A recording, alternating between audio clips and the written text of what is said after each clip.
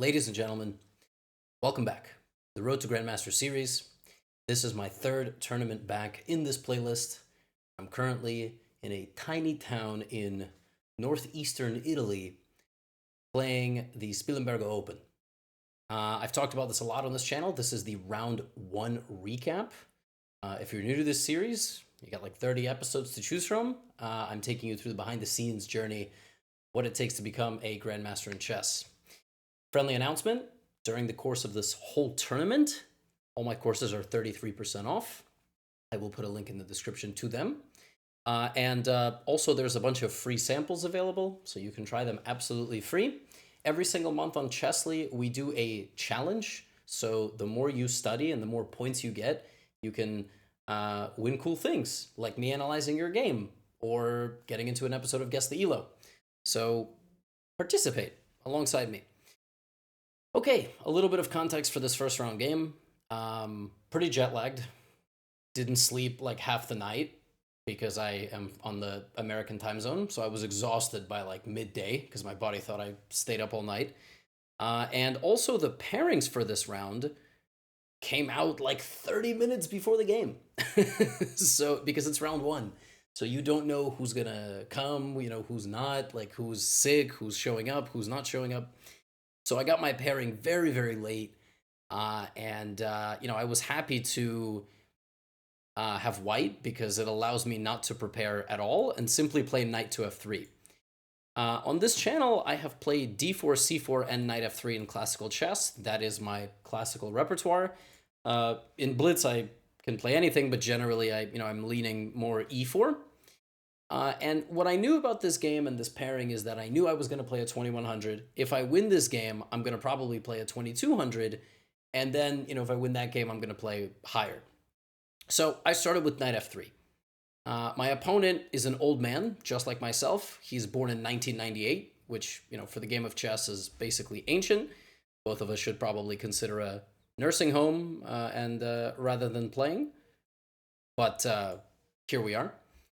He played this move b6, which was a big surprise. I mean, knight f3, b6 is really not a position. I mean, generally, we live in a time now where everybody mimics the top players. So at 21, 22, 2300 level, people are playing like Theory, they're playing Grunfeld, they're playing Nimso, Indian, they're playing what everybody at the top is playing because those guys are also now making courses, and this is the world we live in. But my opponent played b6. Now, I am fully aware that the Owens defense at the high level is, the best way for white to play is to play e4, knight c3, and d4. I didn't do that. I didn't really feel like playing a king's pawn. I figured if my opponent played b6, he might even be by the way, he straight up might be an owner of the e6, b6 course on Chessly, which is 33% off right now.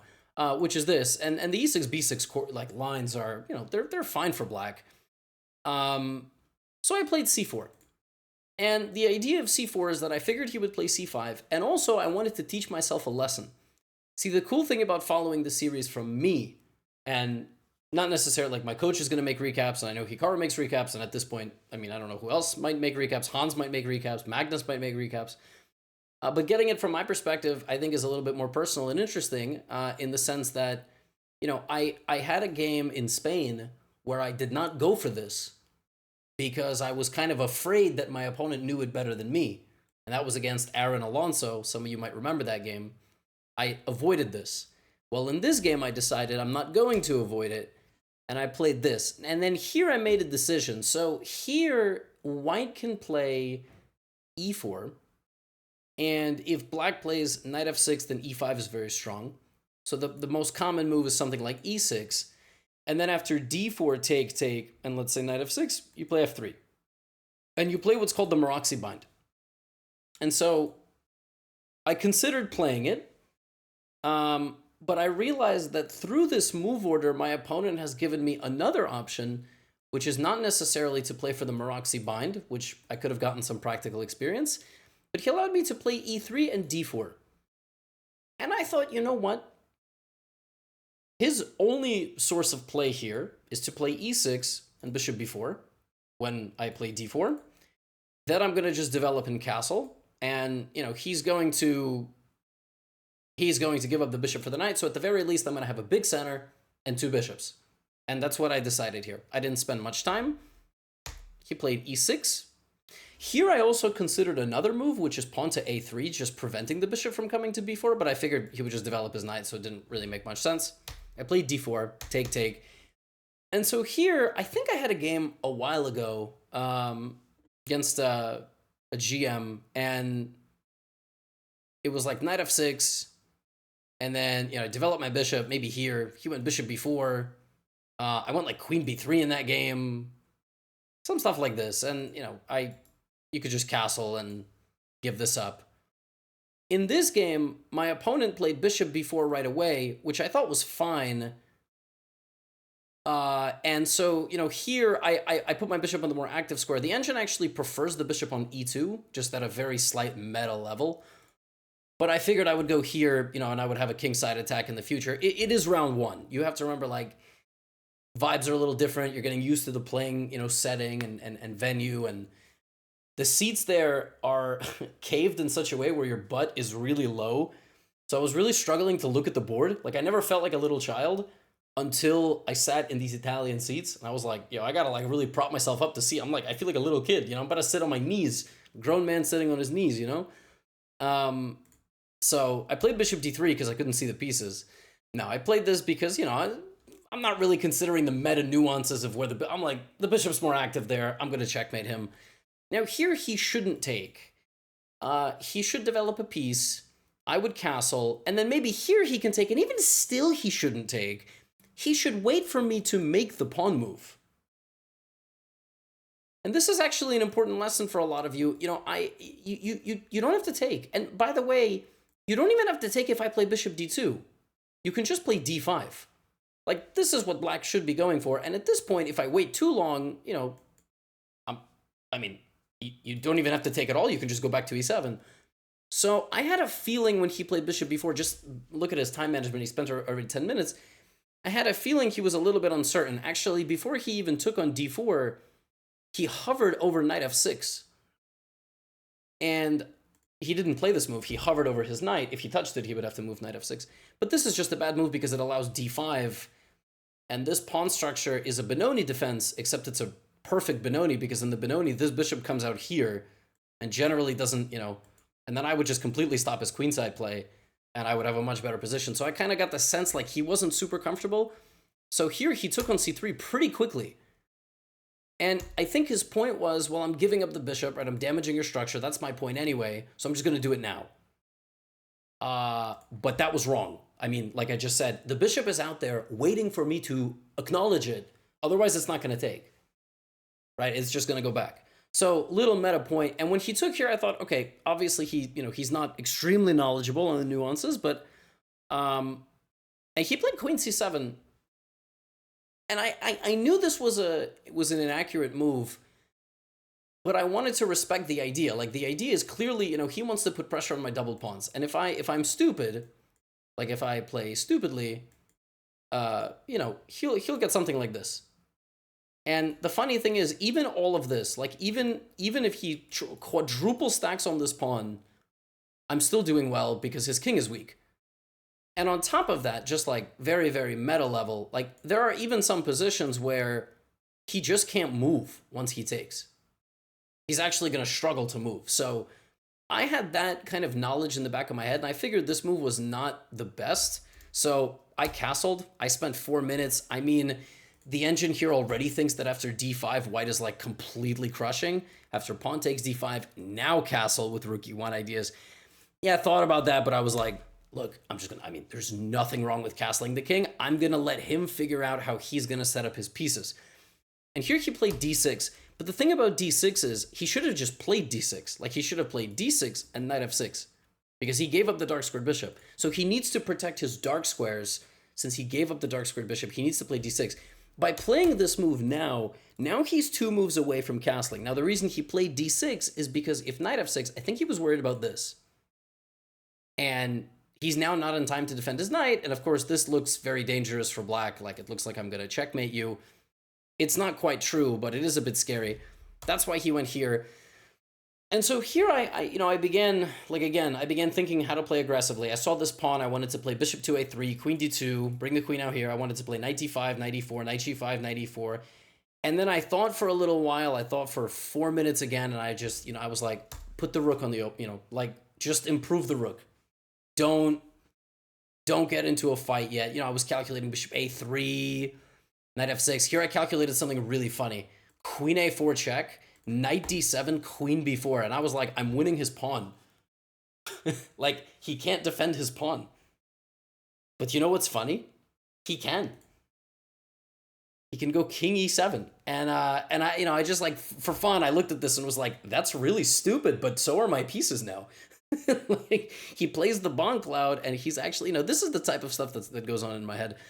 And I thought about bishop a3, I thought about bishop f4, and then I was like, look, let's just go here. Like, I don't know if I want my bishop here, or here, or here. I don't know where I want it, but I do know where I want my rook, right? So that's why I just play rook e1. I'm not really worried if he's going to go knight d7, knight d6, like, whatever. So he plays knight f6, and here I took a long thing. I think I thought for 15 minutes, 13 and a half.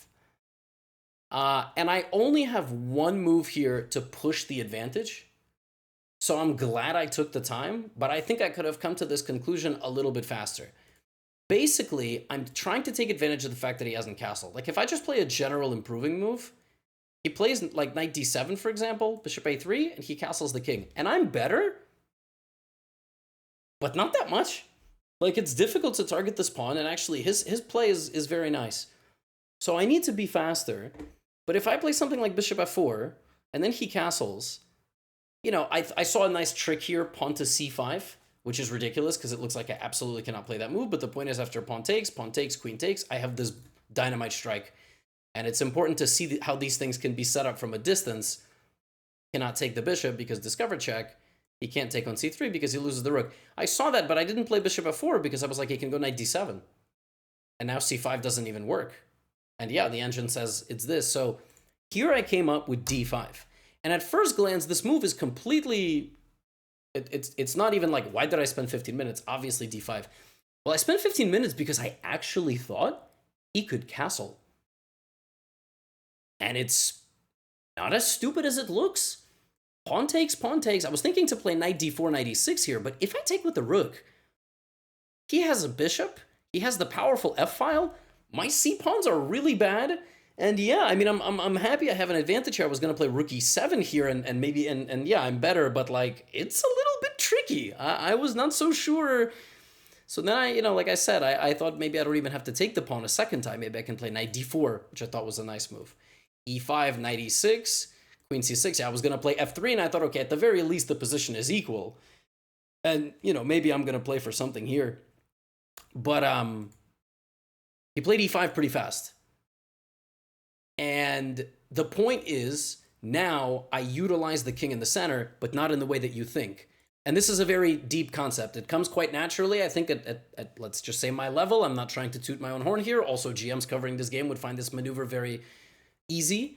But you utilize the E file, and you play knight to d4. And this entire concept of d5, opening the square, does a few things. First of all, my knight travels in a way now it normally wouldn't be able to, into the opponent's position. And also the bishop is blunted forever. So the bishop is out of the game.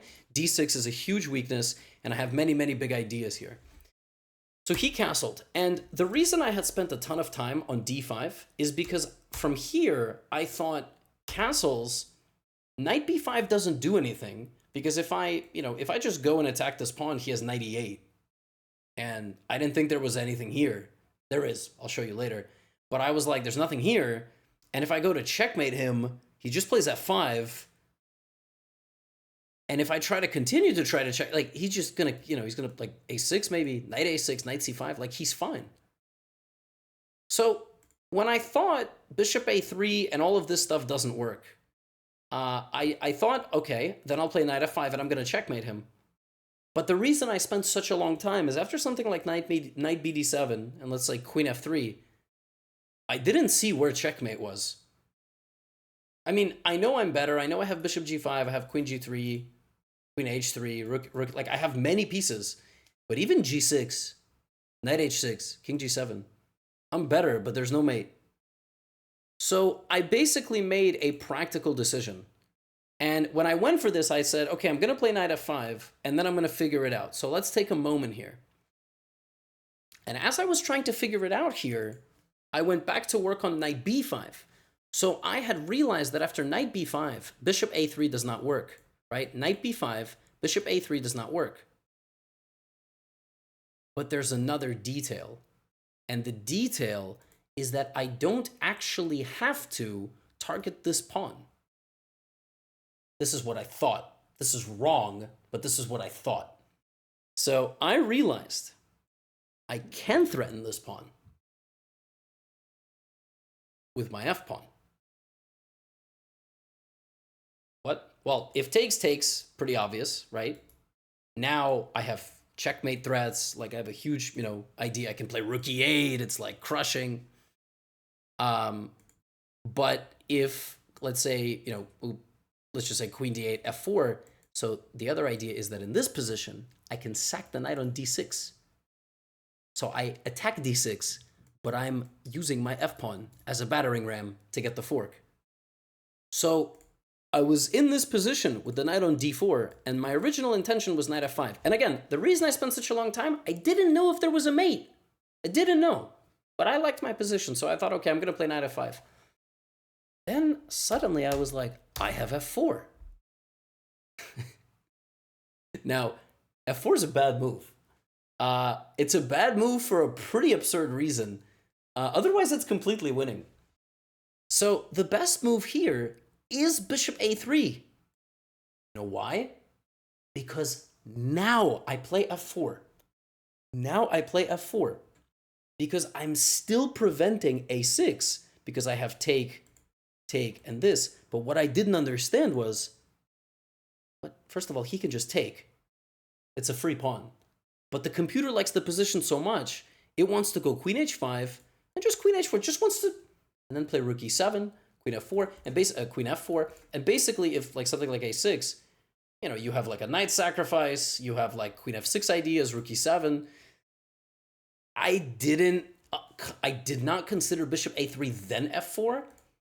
I only considered f4, and the reason this is a bad move is because black can play e4, which I saw, but I just thought, what? I'm just a pawn up. Why would this ever be bad? Well, I'll tell you why it's not great. f4, e4, if I take, now he plays rook e8, only move. I go bishop f3, we trade, and after knight a6, black is not much worse. Black is 0.4 because, he has some pressure on my c-pawn and my pawns are a bit frozen. I'm not going to lie. I think for an engine, it's 0.5. I think for a human, this is like +1. But I get it. I mean, I understand, because essentially he's going to put the knight on c5 and then I'm going to try to get rid of it. He's going to get rid of my, not that. He's going to try to get rid of my knight, etc. So that's the way the game is going to go. Yeah, I mean, to be honest, I probably should have seen bishop a3, but like I told you, bishop a3 and then f4, but I just was like, this is the problem with the engine. Like, the engine just thinks, just give up the pawn and black is fine. And actually, believe it or not, the best move is e4, and then I don't take the pawn, which is like, what? I don't take the pawn. So if he plays knight a6, now I play f5. I mean, nobody's playing f5. Like, shut up. Like, what even is f5? You don't move any piece, and all your pieces are on the back rank except your knight, and you're better. Humans don't think this way. But I probably should have respected rook e8 a little bit more. I just was like, again, I told you I couldn't see the pieces. I was so sunk in my chair. But he played a6, and he must have calculated that pawn f4 was bad, so he looked at a6. He probably thought I was going to take, attacking the knight, and after take, I would play knight a3. But he completely missed that this was, in fact, my idea, and I defend my pawn tactically, and what makes this entire thing possible is this block of the check. Now, I think he's already completely lost here, but if he wanted to keep the game going, he should have probably went queen d8. I would have taken, he would take, and here I was just going to play like bishop d2. And I have two bishops, I have an extra pawn, and I'm going to play for checkmate. But if I can't checkmate him, I'll probably play for, you know, domination long-term positionally. These pawns are weak, promote my pawns, and win the game. He went here, though. And then he went here, and you're not looking at that wrong. He played queen a3, and I kind of sat there and was like, so if I take the knight, I guess he wants this, queen g7. But what I was going to do after queen c3 was actually play queen h5 or queen g4 or something. Like I was going to, queen h5 hangs this. So first I was going to play queen g4. If queen f6, I was going to play like bishop d4. I thought I was just mating him. But yeah, I mean, he went for this, and I kind of looked at him like, really? And then he resigned. He played queen a3, he pressed the clock, and on my turn, he was like, this is ridiculous, I should just resign the game. A little bit premature. Like, you know, for all of you watching, you should absolutely keep playing here if you're playing with black. White still has to, you know, do things correctly, but it is a losing position, and I mean, yeah, sometimes you just make an oversight like that, and, you know, the game is over. But I think he was feeling the pressure from a while. He told me after the game he felt very uncomfortable here. He felt like he was making a lot of, you know, inaccurate moves. He's not wrong, I mean, in the traditional sense, but actually here I should have played bishop a3 and pawn to f4. Bishop a3, f4 could be in a book. It's actually very instructive, and I really do like it. And this combination of pushing him backwards, forcing this, creating, you know, the weakness, and then you know, there's all sorts of sacrifices brewing. E8 is hanging, and yeah, it's a nice idea. And to be honest, you know, I do have to find stuff like this. But I thought f4 was pretty human, and I managed to win the game. So we have 1 point. I think I gained like 1.5 or 2 points for this win. I'm not sure. But you know, we're up to 2372. We've played 19 games since returning to competitive chess. 11 wins, 1 loss, 7 draws. So far, so good. Next round, I have to win with the black pieces versus a 2200 rated player. And then in the third round, I'll play a GM with 2 out of 2 and the white pieces, hopefully. 33% off. Check out the courses. Shout out to all of you on Patreon. I will be recording some stuff for you separately. I'm going to go find some mosquito spray because here in Italy, they have something called tiger mosquitoes. And they are tiger mosquitoes are not mosquitoes that yell at you and tell you have bad grades in school. They are mosquitoes that can bite you through clothes. So that's what Italy has. All right? Colosseum, pizza, pasta, and tiger mosquitoes. And nothing else. And some Olympic gold medals. That's all. I will see you for round number 2. Get out of here.